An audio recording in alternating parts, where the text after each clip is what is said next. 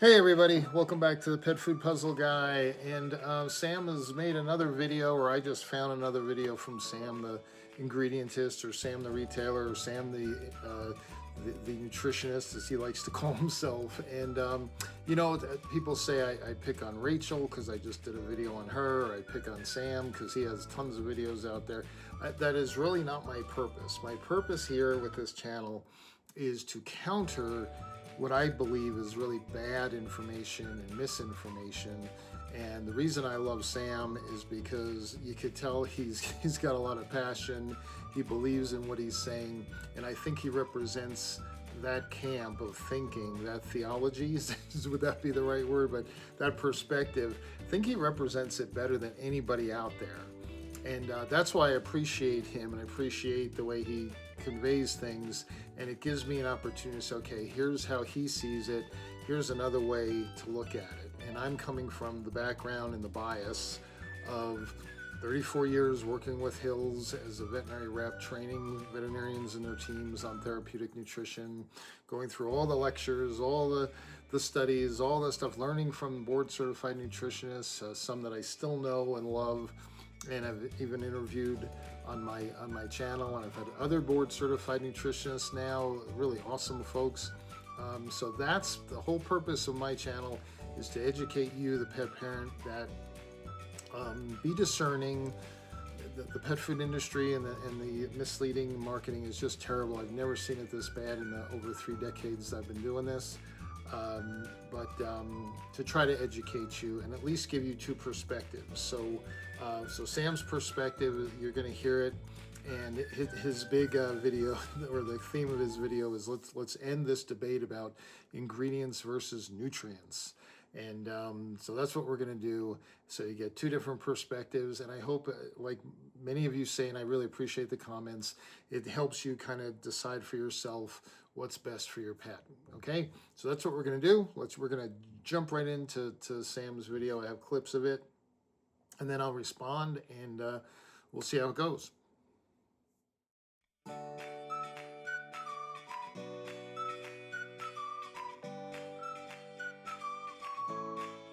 We understand something very important.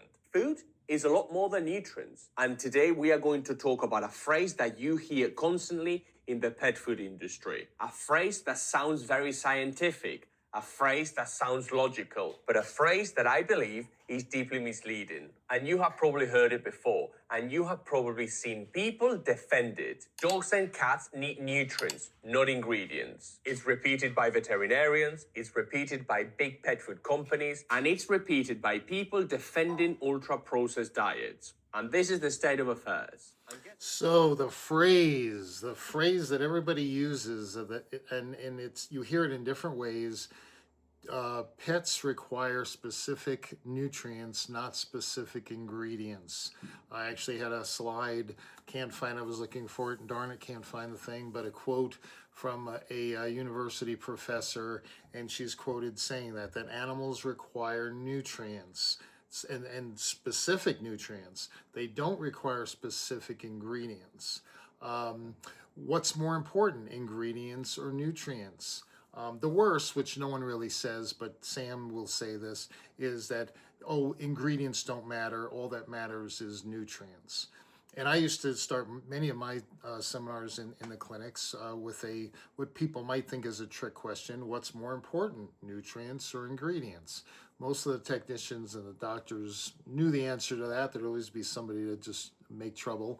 But for poor Sam, as an ingredientist, that's a really tough question. And what does he say? He says, it sounds, when you say an animal needs nutrients, not ingredients, if you want to say it that way, it sounds bizarre, especially if you're an ingredientist that just focuses on ingredients. But he says, it sounds scientific and it sounds logical, but it's misleading. And I don't want to be misleading. And so hopefully in this video, you'll see his perspective and why I believe it's really wrong and the correct perspective. But the phrase is really, however you want to say it, that nutrients are more important than ingredients.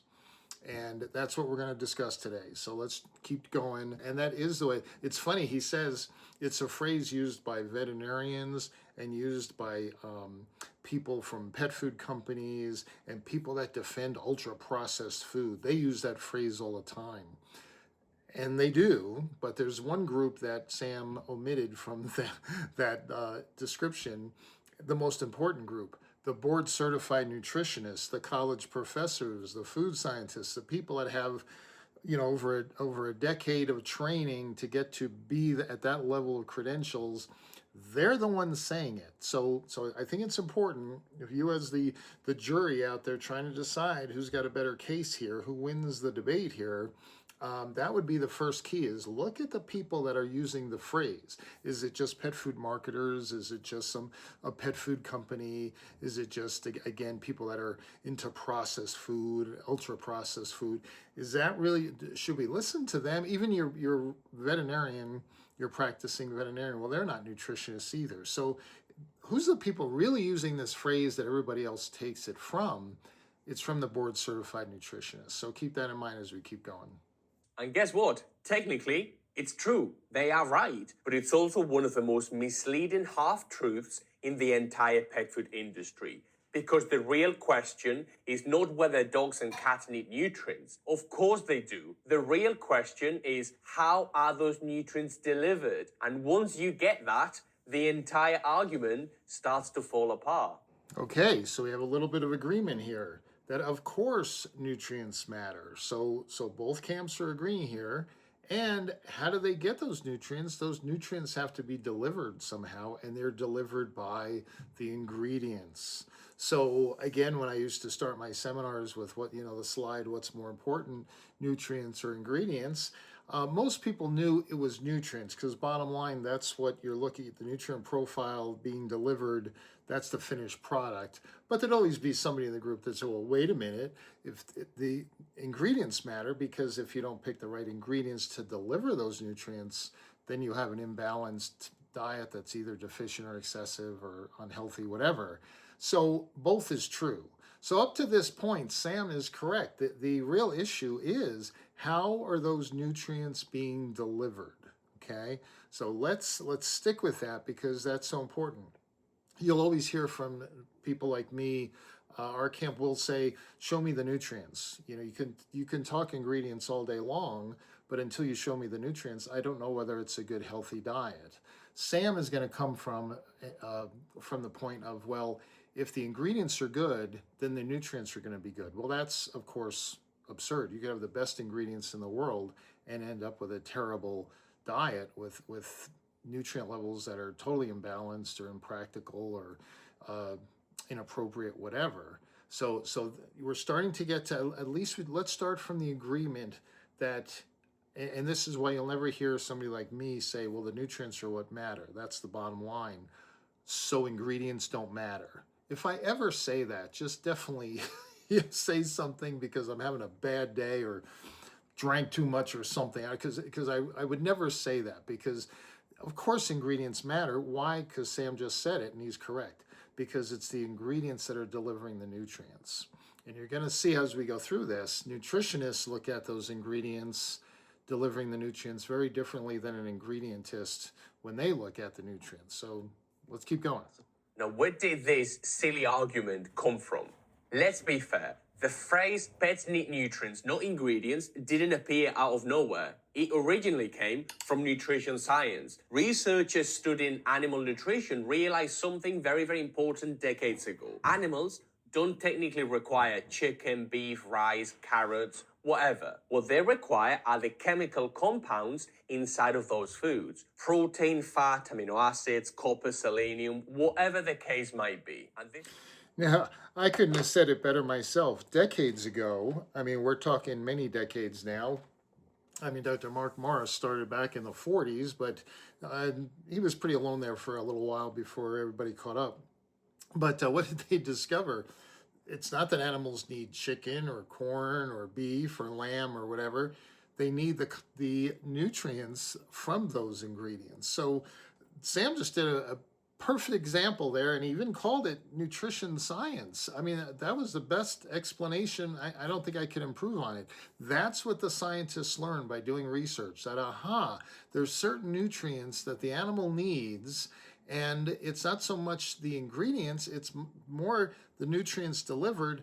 But of course, what did those scientists do? They looked at, okay, if this is the nutrient profile we want, if this is the level of different nutrients, where do we go to find them? That makes total sense. So again, nutrition science, he just explained it pretty well. And this is when scientists created nutrient requirement tables. In North America, these became the AAFCO nutrient profiles, produced by the Association of American Feed Control Officials. These profiles define the minimum nutrient requirements to prevent deficiency diseases. For example, calcium deficiency causes bone disorders, and this is something that we see all the time. Vitamin A deficiency causes vision problems. Taurine deficiencies cause heart disease in cats, for example. So the goal became very, very simple. Formulate food that delivers all required nutrients in the correct quantities. And once you can do that, technically, you can make food from almost anything. You can use meat, grains, byproducts, rendered meals. You can use plant proteins. You can use whatever you want as long as you deliver the damn nutrients. The damn nutrients. He definitely doesn't like nutrients, right? It's so funny. So I will say here's something that Sam would agree with me. Yes, the scientists were learning. Hey, here's a range, healthy range for protein. Here's and the balance of minerals to each other, not just to other ingredients, but it's amazing. And I've watched webinars where animals, especially people cooking themselves and making their own diets, how they have screwed up minerals that we don't even talk about very much that caused terrible, sometimes death to animals because of the imbalances and all. So minerals never get talked about very much, and we will in this video.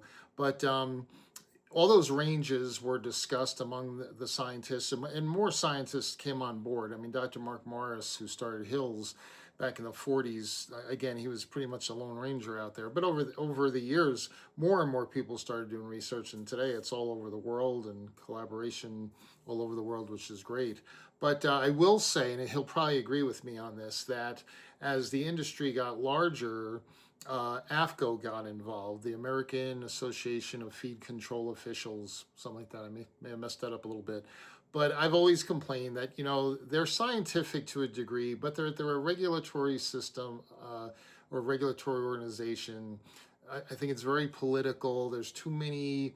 It's kind of like the what do they call it, the fox watching the hen house kind of thing, and I think even Susan Thixton, even Dr. Judy would all agree. I think we're all kind of in agreement that could be done better. So when a food says they're AAFCO approved because they've met those ranges, and ironically, many of them will say we exceed those ranges, which exceeding a range is not healthy. That's not good. So Sam and I would probably agree that just because you you meet AAFCO regulations really isn't saying a lot. And I can tell you, all my experience with Hills, that bar is so low. Royal Canin, Hills, Purina, and any company worth their salt, no pun intended, they're not even looking at AAFCO. They're into what's the optimal levels. They're looking at the research that's showing what's optimal. What's, just because I'm in this wide range that I could drive a Mack truck through, what good is that? So I will agree with him. All the research was there. But if we throw AAFCO in, I'd say that's more of a bureaucracy than a scientific community. You have to get outside that to really look at the optimal levels that food companies are striving for, not just the minimums that an industry has to follow. So I think Sam and I would agree on that. And I think I need to add this in there. Toward the end there, he's saying, so if all you want to do is meet these nutrient numbers, you can do that. And this is what the scientists discovered. You could do that with all kinds of ingredients. And he goes through and lists some of the favorites that he doesn't like and that kind of thing, especially sugar. You got to throw that in there. And almost make it sound like as long as you hit this nutrient number, it doesn't matter what you use. In other words, ingredients don't matter. That's where he's really mistaken. I think I need to get in a little time travel and go back to when there was no premium pet food industry. Science Diet wasn't even being sold yet. It was just Prescription Diet from Hills nutrition. That was it. There was no ProPlan or Purina veterinary diets or Royal Canin. If you go back to then when they were doing all that research and coming up with these therapeutic diets that nobody had heard of, I know you got to go way back for this. What did the nutritionists do? They said, okay, based on all the research so far, here's the nutrient levels that seem to make the most sense to managing like kidney disease. KD is one of the very first therapeutic diets that came out. What ingredients do we use to deliver that nutrient profile? And not just a number. He calls it a mathematical number or mathematical formulation later on. No, the math isn't what's magic here. It's the bioavailability, the digestibility, the interaction of all those different ingredients and nutrients to each other. That's all nutrition science. That's what they were studying.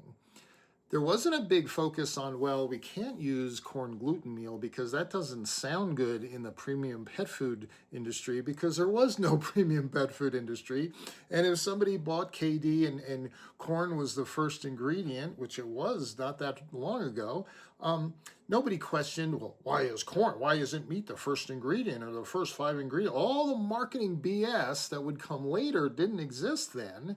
And the nutritionists were able to just, here's the ingredients we found that deliver, again, not just the numbers, but deliver the amino acids, the fatty acids, the calcium, the phosphorus, the ratios, everything correct.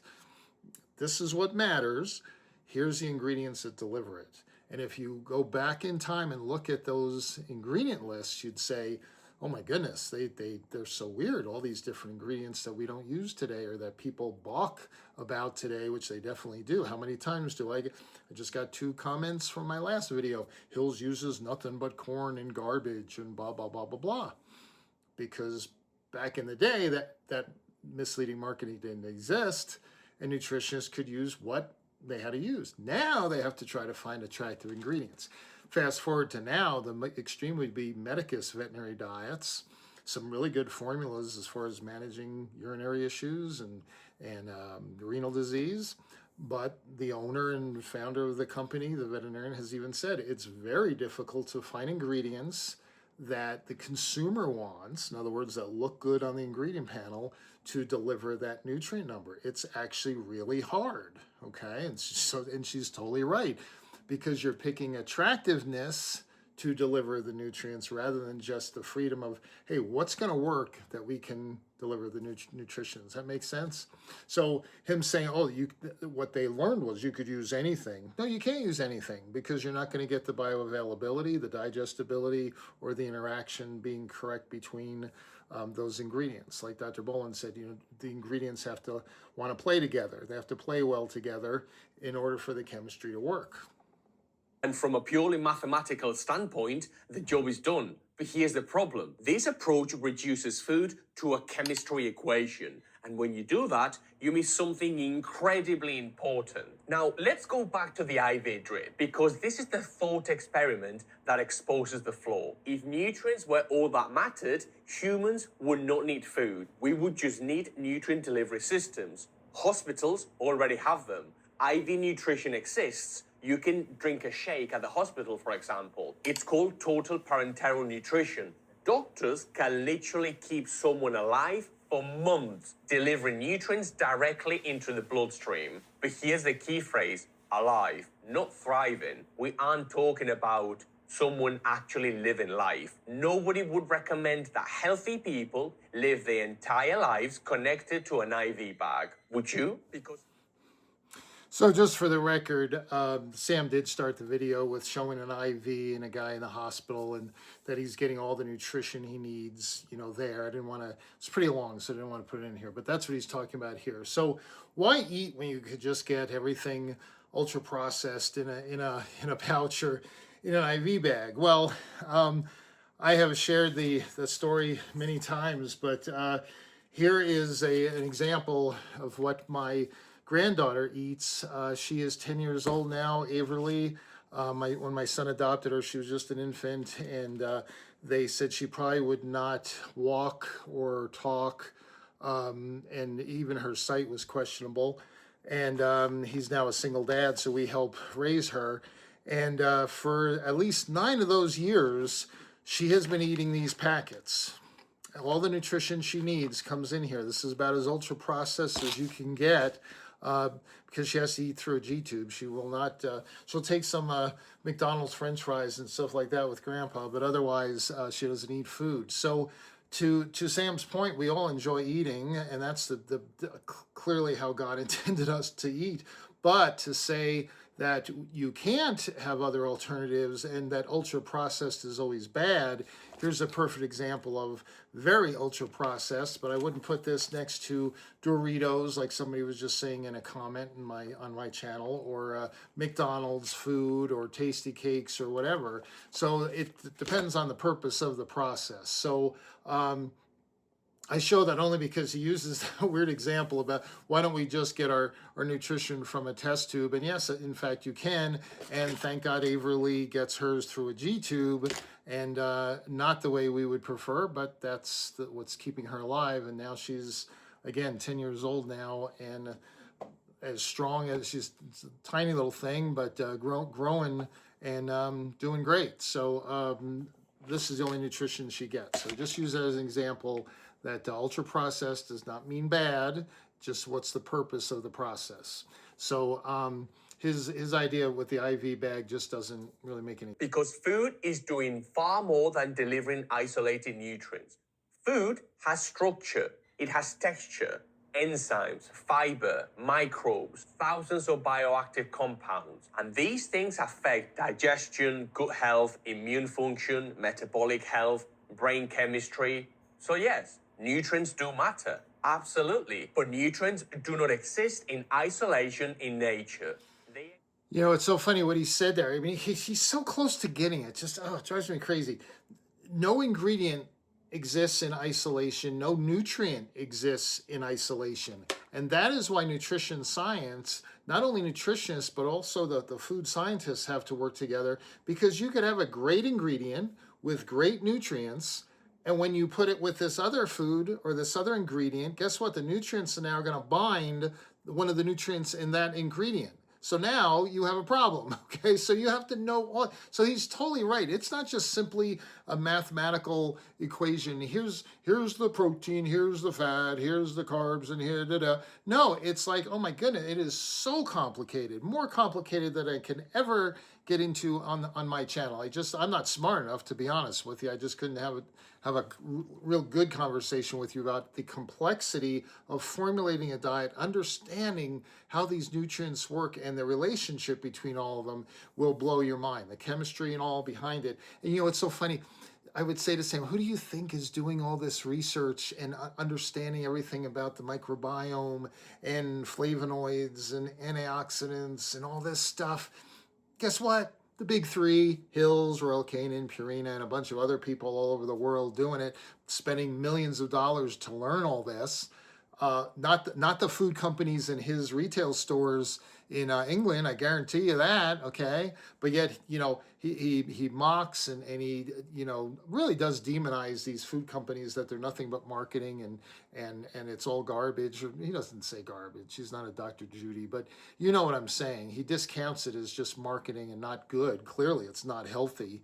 But yet he talks science. He just doesn't accept when science tells him something. It just drives me crazy. They exist inside foods, inside ingredients. In nutrition science, there's a concept called the food matrix. The food matrix refers to the physical and chemical structure of food. It describes how nutrients are packaged inside whole food. For example, protein inside meat isn't just floating around as isolated amino acids, as it were. It's embedded in the muscle fibers, connected to collagen, bound to minerals, surrounded by fats, inside cells. Yeah, there you go, Sam. You have protein, you have meat, and guess what? What's embedded within that meat and in the muscle fibers? Minerals, yes, like phosphorus, which could be very detrimental to a dog or cat with compromised kidneys. There's fatty acids, there's fat in there, there's all kinds of things that are working either together or actually oppose each other. We don't, all the amino acids in meat, that's awesome. And sometimes we have to isolate those amino acids away from the mineral content, which is why we'll use meat and egg or meat and soy or meat and corn protein, whatever, plant proteins along with meat proteins, because you just said it and you are absolutely right. That meat protein, you don't just get amino acids floating around, you're going to get minerals. And those minerals can be harmful if at high levels. So when you feed a high protein diet, which you promote all the time, what are you doing? You're promoting high phosphorus, and you have a dog or a cat with undiagnosed kidney disease that's eating that food for a year, 2 years, 3 years, or longer. You're destroying those kidneys. Not with the high protein. The amino acids are awesome. It's with the phosphorus in the protein. So he's totally right. Natural whole ingredients don't just come with, test tubes of here's your amino acids, here's your fat, here's your minerals. No, it's all combined. That's the magic.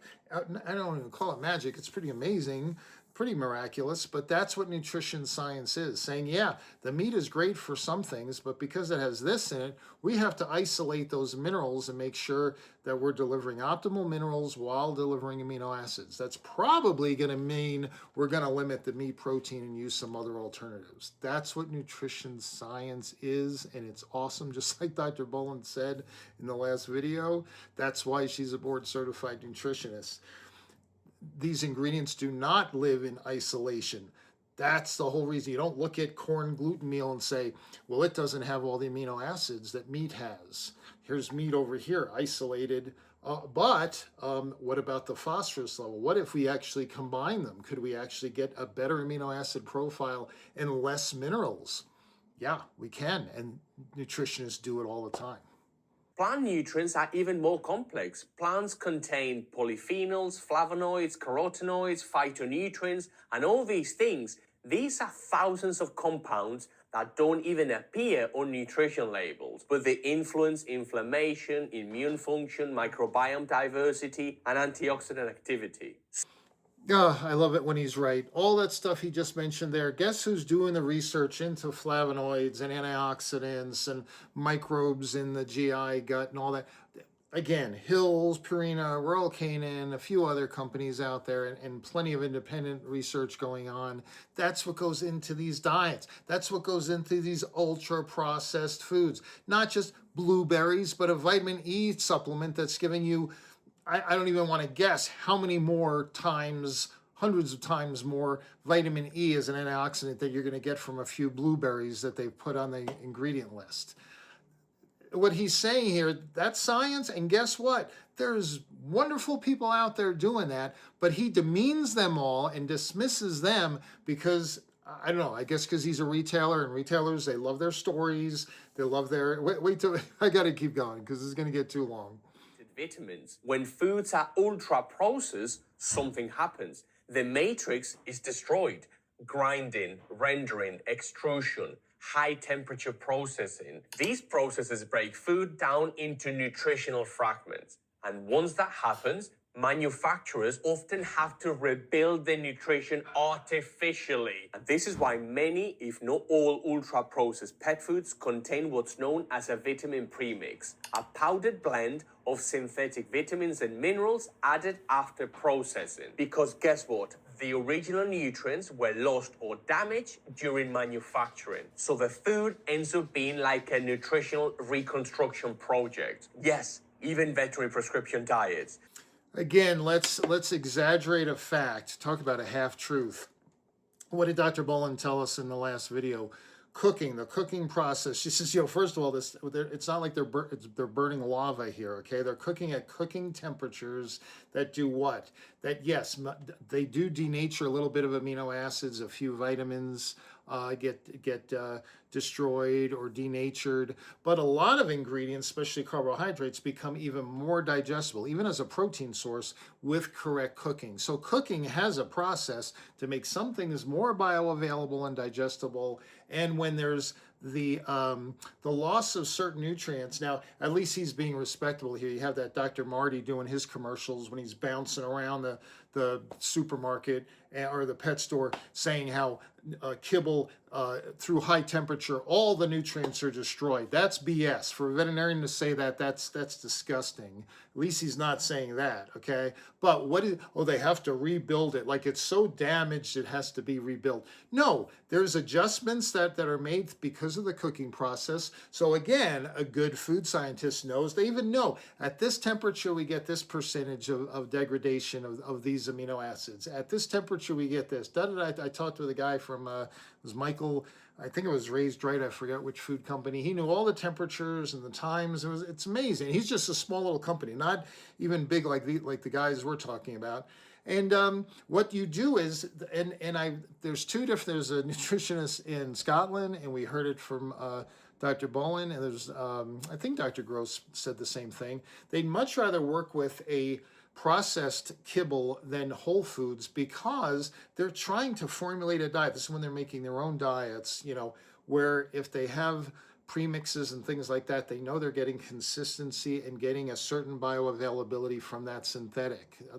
When you go with whole food, depending the time of year, depending on the type of soil, depending how that ingredient was handled, the variations in nature are extreme. It's very difficult to know exactly what you're getting, okay? So if you have a board certified nutritionist that's making a recipe for you, they're probably not going to be looking at, let's just use a bunch of whole ingredients, because they're not going to be able to ensure they're giving you the nutrient profile they want to give you.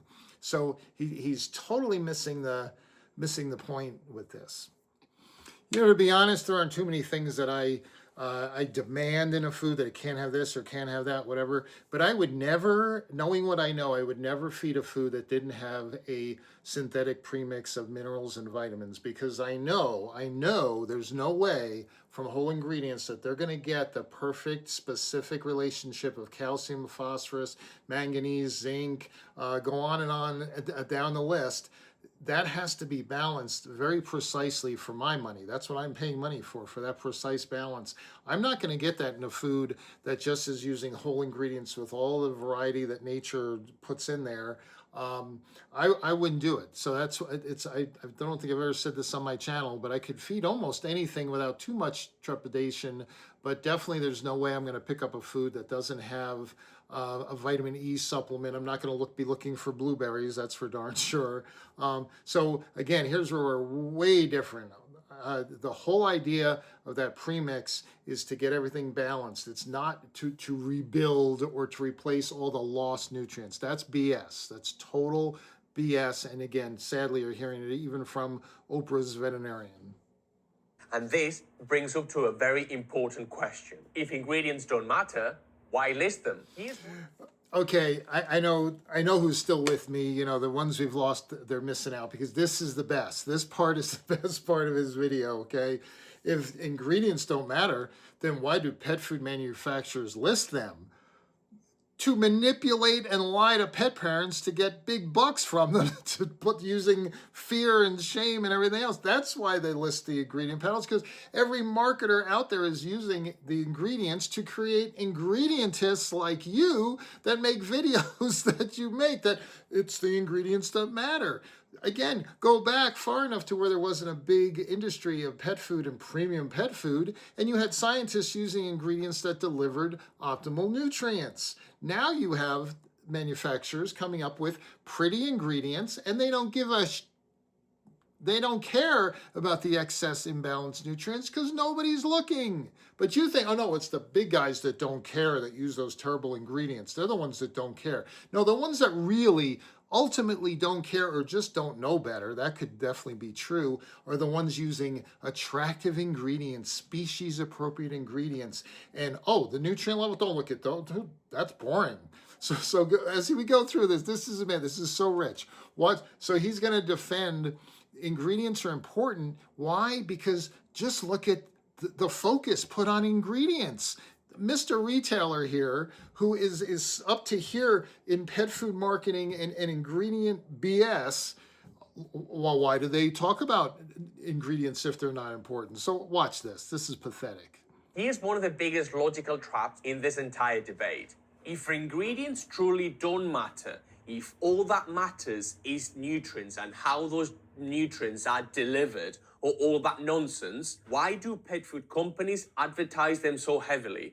Think about pet food marketing. You see phrases like grass-fed lamb, wild salmon, free-run chicken, farm vegetables, ancestral ingredients.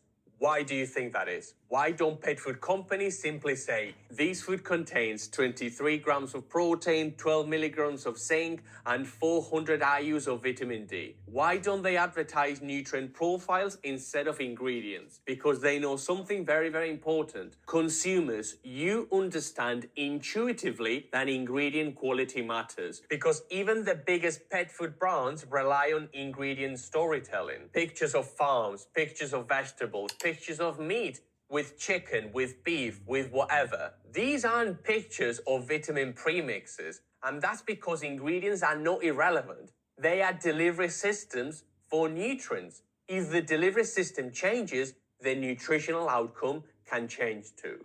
I mean, unbelievable, unbelievable.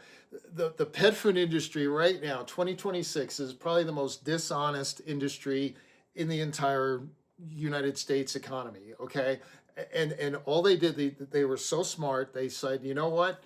Just like Sam said, it's tough to have optimal nutrient levels, and it's kind of boring. People aren't nutritionists. They want to feel good. They want to see pretty pictures. We eat for pleasure. We don't eat for nutrient levels, right? So we have to make our pets eat for pleasure, and we're going to use all these great pictures and all this stuff, and totally mislead the consumer into thinking they're getting something that they're not, and we'll be able to spend a lot of money. In 1987, when Purina came out with ProPlan with chicken as the first ingredient, wow, they figured out we can manipulate this ingredient panel and make us sound great. The chicken could be crap chicken. It's mostly water weight, but because the ingredient panel goes by weight, it goes right to the front of the ingredient panel. We'll charge more money. We'll focus on ingredients. Now, Purina does have a lot of good nutrient levels in many of their foods. Some of them they don't, to be honest, okay? But all these other foods that I've done reviews on, it's all ingredient panel manipulation, just like Sam's saying, and the nutrient levels in most of them, they suck. They just perfectly suck. Sorry for my French, but so we're supposed to listen to, because the pet food marketers focus on ingredients to mislead us. That's proof that ingredients are important. And again, folks, I say this all the time. When you look at that ingredient panel, you see chicken, or you see chicken meal, or you see lamb, you have absolutely no idea the quality of that source of meat. It could be grade A, human grade, that came from a human grade facility, like the organ meat that wasn't necessary. It could be, human grade. As soon as it goes in a pet food truck, it becomes feed grade. It's still high quality stuff. It could be garbage with nothing but dirt and hair and hoof and feathers and chicken lips. You don't know by that ingredient panel, and the industry makes sure you can't tell from that ingredient panel. So the ingredient panel is manipulated by weight. It's manipulated by vague definitions, and Sam wants you to use it to judge what food you feed, because when you're a retailer, you buy into all that marketing, all the storytelling, as he said, because science, let's face it, it's not storytelling. It's pretty boring. And he's right. Why aren't food companies saying, here's our dry matter percentage of protein and fats and carbohydrates. Here's our mineral content, which if you take a look at that and you see that we're astronomically high compared to everybody else, guess what? We're using crap ingredients. You don't see it on the ingredient panel, but you definitely could see it from the excess minerals that are really harmful for your pet. But to Sam's point, and he's right, nobody's looking at that, okay? If Hills came out and started talking about nutrient levels, their market share would probably go down. But if they have a picture of, a dog running through the yard, or growing up with a little kid in bed, or whatever, oh, that's wonderful. I got to go buy that food. That's the sad reality that most pet parents, that's their mentality. The pet food manufacturers know it, and that's why they're ripping most of you off. They really are. I really truly believe most of the new food companies out there, when I look at their nutrient levels and knowing what I know about nutrition, it's just going to be promoting urinary stones. It's going to be promoting more renal disease, because it's there. The evidence is there. Feed a diet that's excessive in protein and minerals, no matter what the marketing says, and you're going to see more disease. That's just the way it is. That's just, it's just amazing. Boy, doesn't that tell you everything you want to know from an ingredient list? They're actually feeding on the manipulation of promoting ingredients, and they're using that to confirm that their belief ingredients are important because of the BS telling them. Is that circular reasoning or what? Which is, by the way, why so many people are resorting to making their own food for their dogs. They are trying to make something wholesome. They are trying to make something much, much better for their dogs. And if you're one of those people, you can download my DIY recipe book. Every recipe is phenomenal. It's jam-packed with all the vitamins and nutrients that your dog will ever need because they will come from phenomenal ingredients. So if you want to DIY your dog's food in a safe, correct manner, my DIY recipe book is down below. Going back. So because of all this fear-mongering and confusion that these ingredientists and these pet food marketers out there have created, you have people that are so anxious, they don't know what to do, they don't know who to believe. There's definitely people, when they listen to me, they just lose their minds, their heads explode because I'm just a shill from Hills and Big Kibble. So what do? They resort to feeding their animals, do it yourself. Go ahead and make your own formula. And you can do it. Okay, so to be sure, if you got a recipe from a board certified nutritionist and you stuck to it, man, it's the best of both worlds. You know the ingredient quality, you know the formulation, you know the nutrients delivered. Nothing better than that. That's the best. Okay. Problem is, the reality is, and he knows this, Dr. Becker, Rodney Habib, everybody that deals with saying that's a great way to do it, 80 to 90% of the folks out there that are going to do it wrong, and they're going to cause the excesses and imbalances and deficiencies that they were trying to avoid in the first place. That's the reality. I could tell you study after study that shows that people, they start out right, they're really committed, and then they start, slacking off, they change things around, they go with their own formulation. I don't know how much he's selling his book of do-it-yourself recipes. There is no way ever in a million billion, I would take my dog to McDonald's every day before I would trust anybody on the internet that's selling me a recipe, or even if he's giving it away. I don't know. I'm sure Ed or Peter, somebody's going to get on there, and all my research people out there that to go the extra mile, they're going to tell us how much that book he's selling it for, because usually everybody's selling something. This is why the anxiety and the confusion caused by people that listen to the marketing of these pet foods manufacturers that have no nutrition knowledge whatsoever. And sure enough, he believes it, and wholeheartedly, I'm sure, and that's what's sad. Going back to the chef, let me give you another way of thinking about this. Imagine walking into a restaurant. The chef comes over your table and says, tonight's special contains 27 grams of protein, 14 milligrams of iron, and 2 milligrams of magnesium. Nobody talks like that. Chefs talk about ingredients, fresh fish, seasonal vegetables, local farms. Why do you think that is? Because ingredients are how nutrients exist in the world. You have never heard a chef in the history of the world brag about nutrients. They always talk about ingredients. We have the best, what? Ingredients. Even in the most advanced culinary environments. Take chefs like Heston Blumenthal or Ferran Adrià. These are pioneers of molecular gastronomy. They understand food chemistry better than almost anyone. And even they don't say we use the best nutrients. They talk about ingredients. Okay, that is so dumb. I go to a fine restaurant, okay? I'm buying the ingredients for what? For one reason, pleasure, okay? Because it tastes so good, okay? I don't care about the nutrient levels. I don't care about the calorie levels. I don't care how it's made. I just know it's going to be delicious. And I know, that's just,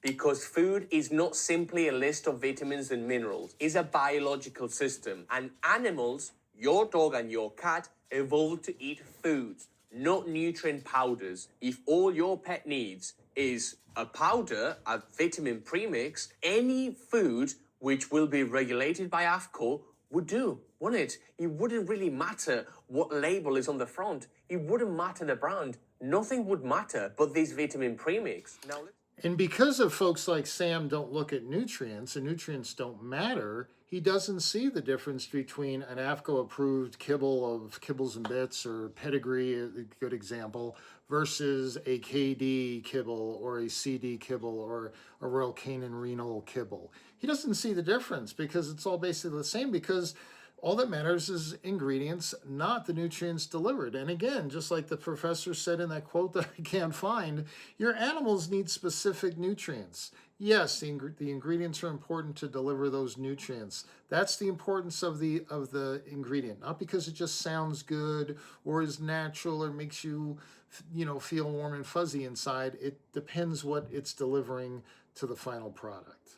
contrast that with other processing methods: fresh cooking, steaming, baking, or raw feeding.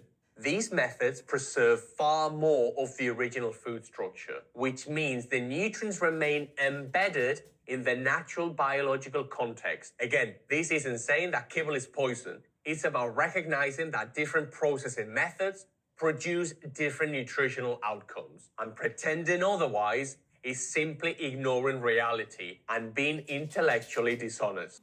I don't want to be intellectually dishonest here, so I'll just quote from some of the nutritionists that I've interviewed in the last couple weeks or months.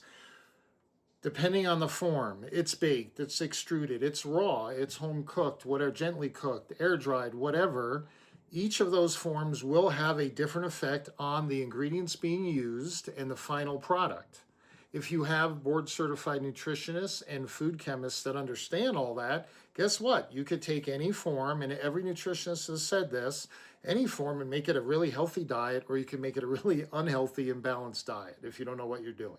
Okay, so if this synthetic is more digestible and this raw food isn't, then we're going to have to use a little more raw food and a little less of that synthetic, or vice versa. If that synthetic doesn't deliver as much of that nutrient that we can get naturally from this ingredient over here, we're going to have to use more. But the bottom line is, if we can deliver what we're trying to deliver, the form doesn't matter. And that is a fact. That's not Glenn's opinion. That's not the pet food the puzzle guy's opinion. That is the science out there that food companies do every day. Every day. I think Hills runs 24 hours a day. So right now it's 8 o'clock at night in Topeka, Kansas, or Richmond, Virginia, whatever. They're putting that science to work to create those diets. So again, he's trying to say these forms are better because they're not extruded. They don't have the same effect on ingredients. Well, they still have an effect or a non-effect. So you have to make sure you're using less or using more. It still comes down to nutrition science, but he misses that because natural just feels better. Artificially. So when a pet food says it meets AAFCO requirements, it means one thing: the diet contains the minimum nutrients required to prevent deficiency diseases. And that is a very important baseline. It doesn't define optimum health. It doesn't define longevity, metabolic resilience, microbiome diversity, and inflammatory balance. In other words, adequacy is not the same thing as optimization. And again, as we wind down this video, we come to a little more agreement again. I agree totally that optimization is not AAFCO standards. Okay, like I said, AAFCO standards, that bar is so low. I totally disregard if somebody says they're even part of AAFCO definitions or whatever, qualifications. And what Sam is choosing to ignore, he talks about metabolism. Are you kidding?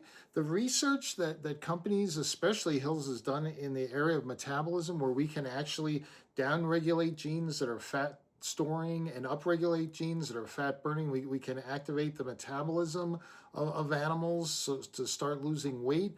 All that research is there. All that research is in kibble. It's in canned ultra-processed food. The microbiome again, who's doing all the research and spending the millions of dollars? The fresh food companies? No, that's all being done by Royal Canin, Hills, Purina. So it's like he's grasping science, he's getting it, but he refuses to apply it to the people that are doing the research and the people that have the products that are a result of that research. Instead, he throws that away, that he dismisses that and just goes on this all natural thing. And it's sad.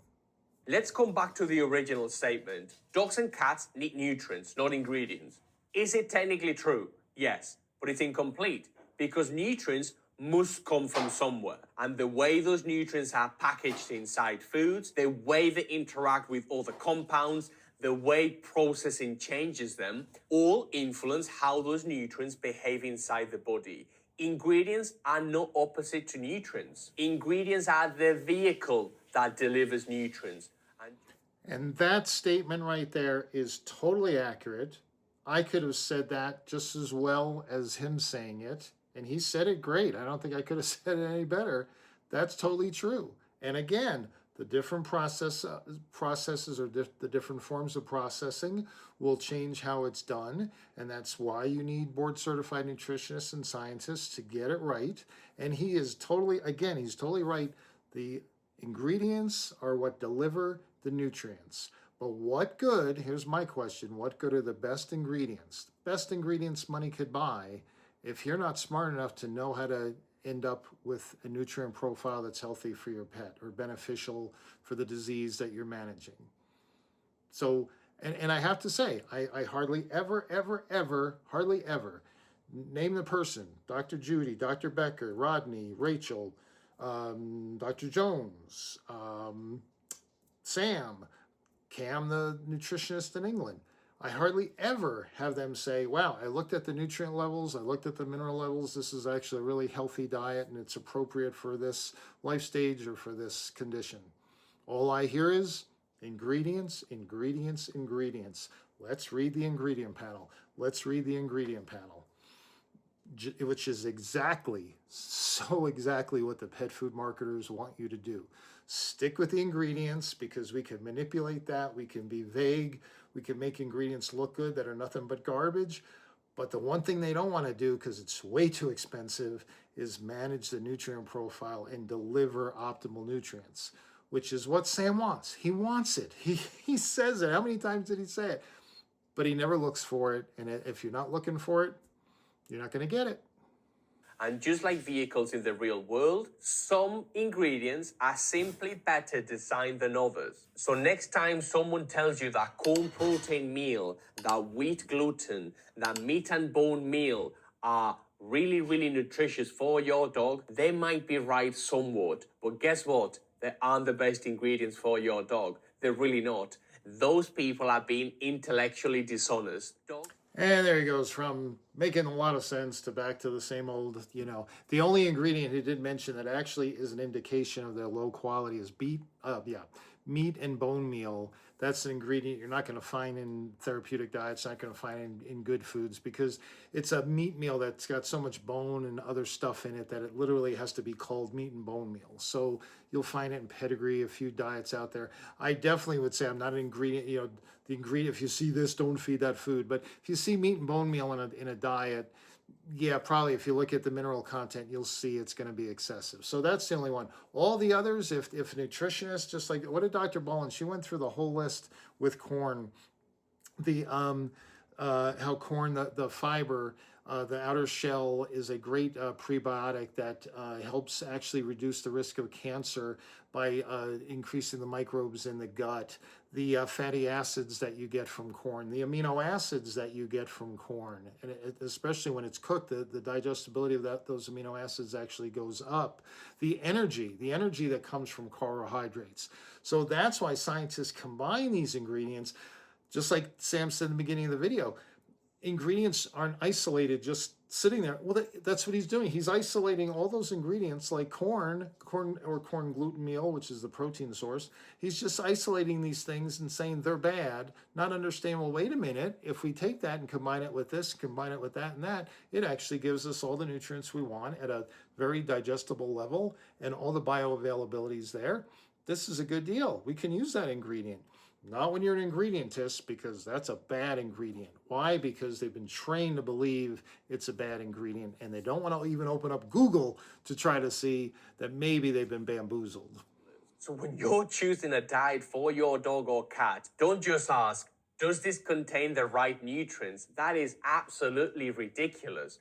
Does it have good ingredients? Are the ingredients quality? Or Spoken like a true ingredientist. Ask about the nutrient profile. That's absolutely ridiculous. You need to ask the quality of the ingredients. And again, even if again, show me how I'm going to look at a bag of origin or whatever, and I see chicken or lamb or water buffalo, whatever. How do I know the quality of that ingredient? Because it's meat, that makes it a quality meat, or does it make it a low grade meat?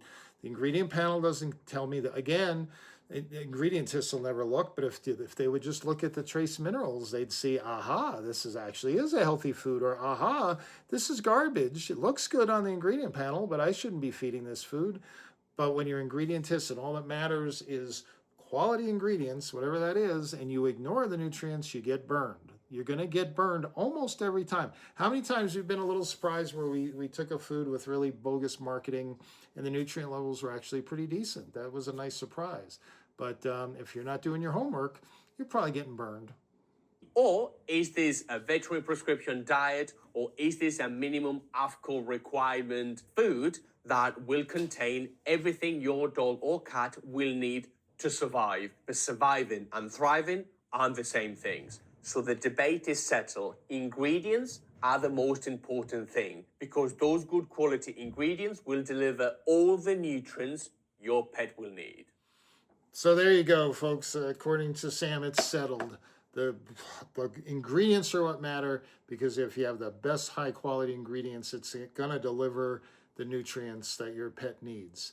How in the world the best ingredients are going to somehow magically turn into the optimal nutrient profile of protein, fats, and minerals, and vitamins, and fatty acids, and antioxidants, and all that, just because they're high quality and they're natural and they look good on an ingredient panel, somehow that's going to happen. Yeah, if you believe that, I got some land east of Colorado Springs, I can tell you. But anyway, I mean, no, let's just settle this right now. Let's not be dumb and say dumb things, which I'm guilty of now and then.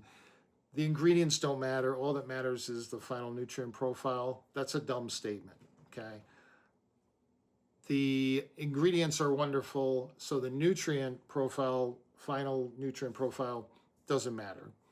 Another dumb statement, okay? You start with what's nutrition, the delivery of nutrients. So the nutrient profile, not only do the numbers have to be right, but you have to be trusting that that company has the credentials and the people and expertise and the history to say those numbers are correct, but they're also biologically appropriate. They are bioavailable, they're digestible, they're running all kinds of tests to know that it's not just a numbers game, it's actually delivering those nutrients at those proportions to deliver what we're trying to deliver. How do we get that? We get that with these ingredients, hand chosen by board certified nutritionists to deliver that. Some of those ingredients may not look that attractive. They may not be just meat. They may be ingredients you've never even heard of. They may sound very unnatural. Well, guess what? What we're trying to do with nutrition science is very unnatural. As a matter of fact, there's nothing natural about it. We are going beyond, above and beyond nature to say, sure, here's food, but we're going to use that food as medicine to actually manage disease and reduce the risk of disease and affect longevity and metabolics and microbiome, gut health, and all the stuff that Sam mentioned. Nature doesn't do that. Nature does not care. It's not interested in that. That's not its purpose. That's what nutrition science does. So, to me, the debate is real easy. I'm looking at the final decision as to whether that food is good. Show me the nutrient levels. But if I just look at an ingredient panel, I know nothing about the quality of those ingredients on that ingredient panel. I know it's manipulated by weight, so if there's a few different meat sources, that weight gets split up and maybe a grain goes to the front. That wouldn't bother me whatsoever. I know most food companies manipulate the ingredient panel, even the big three, because it's so pervasive now that you have to have chicken or meat as your first ingredient, even though everybody knows it's a scam. Anybody in the industry, Sam, I'm sure he doesn't mention it, but he knows it. Rachel knows it. Dr. Becker, everybody knows it. But yet, then what do? Oh, let's look at the ingredient panel. Let's look at the first 5 ingredients on the ingredient panel. I don't know. It's great. This went way too long. I apologize. Maybe I'll try to edit some out. But if you're new to my channel and you got through this whole thing, this is the big debate. It really does come down to this. You're either going to focus on ingredients and get burned by the ingredientists and their marketing, or you're going to look at nutrient levels and discover what nutrient or what nutrition science is, and that's what affects the health of your pet. Your pet's just like that nutritionist said, I think it was in Illinois, I forget which university, but your pet needs specific nutrients. That's what they need. They don't need particular ingredients. Whatever ingredients will deliver those nutrients, good, do it, okay? Make sense? Thanks so much for being with me. This was a long one. And those of you that love my rants and say keep ranting, there you go. This is a gift for you. For those of you that had to put up with me, I'm sorry, but I hope you learned something from it. And be looking for that. As you're watching all the advertising and stuff, is it a nutritionist kind of slant, or is it an ingredient type slant? And ingredientist slant, you'll be able to kind of the red flags will go off a little quicker. All right. Thanks so much. Have a great day.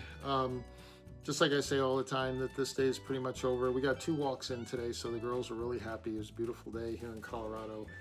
Treat every day like it's precious, because the older you get, the more you realize they are pretty precious. So we will catch you on the next video.